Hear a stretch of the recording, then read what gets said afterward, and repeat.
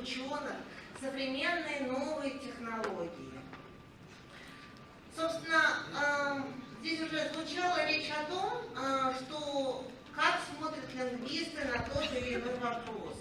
Да, вот, докладчики обращали внимание, что не всегда это ясно, не всегда известно.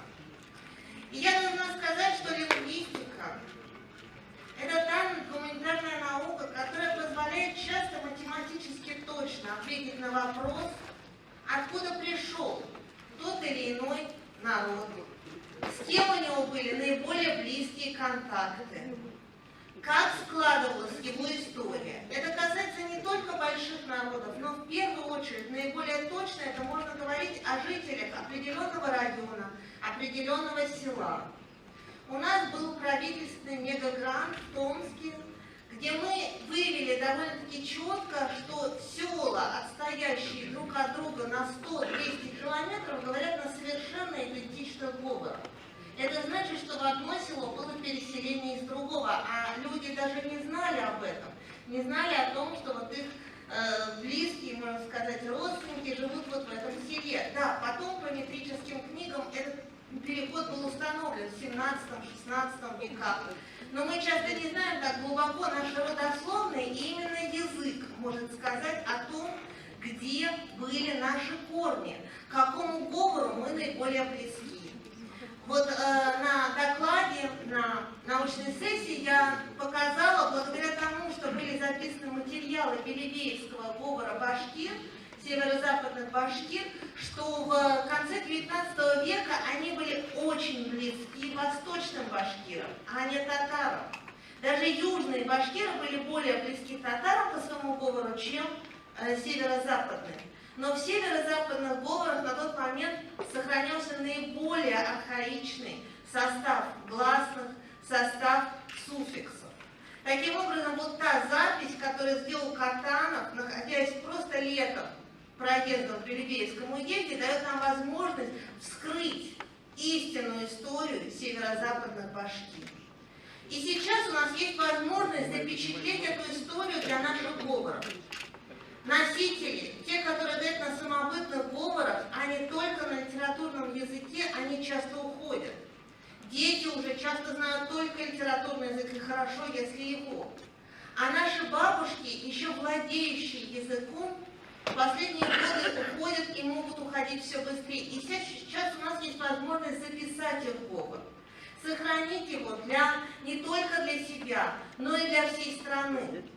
Строить его в специальную систему, в которой будут отражены особенности говоров всей России. Дело в том, что те записи, которые собирались ранее, они собирались часто без современных звукозаписывающих средств. Люди транскрибировали на слух. Сейчас современные средства, даже программы, которые каждый может установить на свой телефон, позволяют записать звук в самом высоком качестве, в формате WAV. Этот звук можно анализировать с помощью специальных фонетических программ и уже точно сказать о близости того или иного говора, даже при якобы совпадающих гласных, о мельчайших отличиях, которые не всегда в силах установить ухо записчика.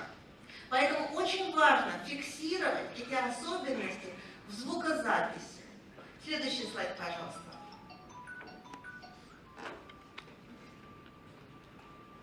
В настоящее время на базе Института языкознания РАН и Института системного программирования РАН, которые обеспечивают в плане программирования правительства, органы Федеральной службы безопасности, создана программа Лингвадок.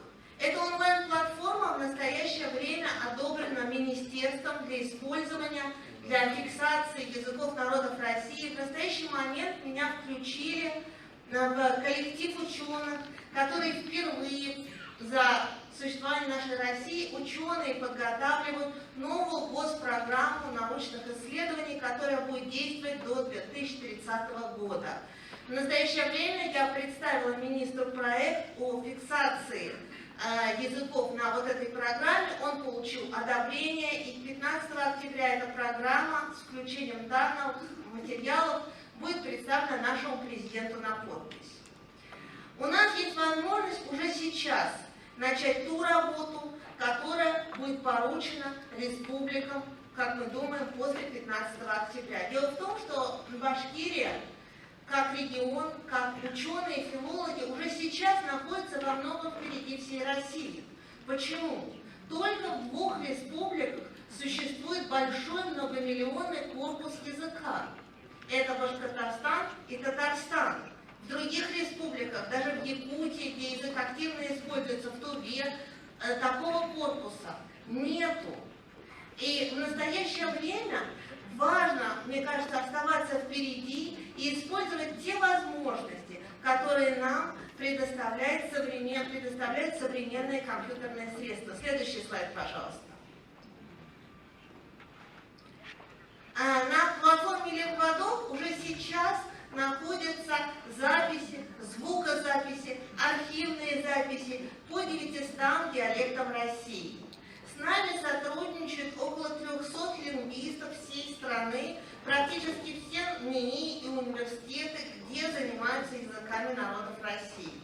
Но в настоящее время, как мы считаем, создана возможность, в том числе программная возможность, перейти не просто на уровень ученых, их экспедиций, их записей, а уровень обращения, возможности фиксации слова диалекта самими носителями языка, которые лучше, чем кто-либо, имеют доступ к тем старейшим членам ваших сел, районов, которые еще говорят на самобытных диалектах. В настоящее время, в эпоху пандемии, мы не всегда можем туда доехать, и это небезопасно. Небезопасно для старейших наших носителей. Но вы сами, будучи их родственниками, можете записать их речь, загрузить на платформу с целью, чтобы она была обработана и все их особенности были описаны. Следующий слайд, пожалуйста. Вот видно, что на Лингвадоке представлена карта тех точек, где уже наши ученые собирали. Вы видите, в каждой точке представлены цифры, где-то это 30, где-то 12 говоров. Можно приблизить точки, рассмотреть, увидеть, какие конкретно говоры набраны, но уже Россия во многом охвачена. Но сейчас мы хотим перейти на уровень не просто городов, а уровень каждого села. Следующий слайд. Здесь я не знаю, как сделать это технически, предлагаю сфотографировать этот слайд тем, кто может это сделать, и потом, может быть, вот эту краткую инструкцию разослать через лидерам Курултая по районам. То есть я хочу рассказать о том, как вы это можете сделать. Это можно сделать из телефона, через Telegram. На Telegram очень надежное хранилище для данных.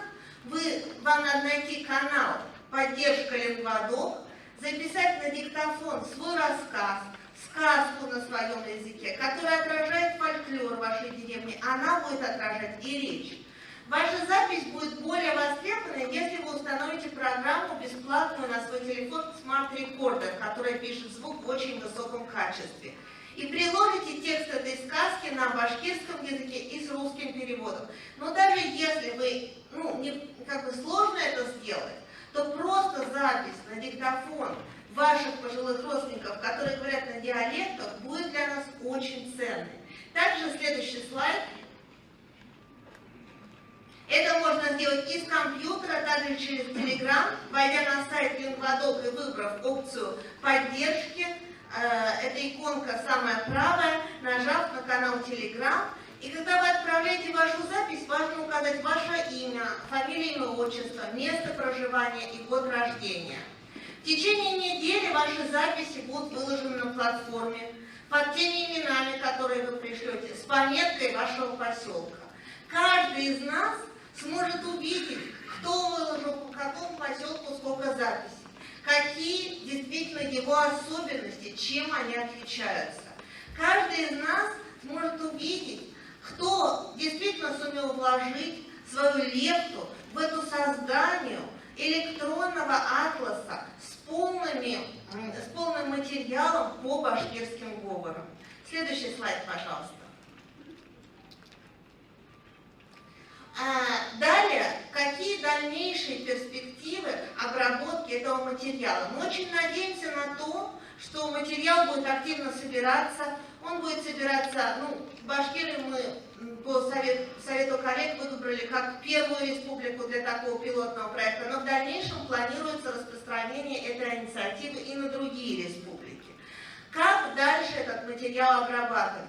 Вчера в результате переговоров с Институтом языка и литературы мы узнали с большой радостью, что в настоящее время приглашен программист на работу, который замечательно владеет методами искусственного интеллекта и машинного обучения. Он готов создавать специальные программы для переводов этих записей в тексты и для создания парсера, который будет указывать какое-то слово, его падежные показатели, его глагольные показатели. Это может лечь в основу не только научного анализа, но и создания обучающих платформ.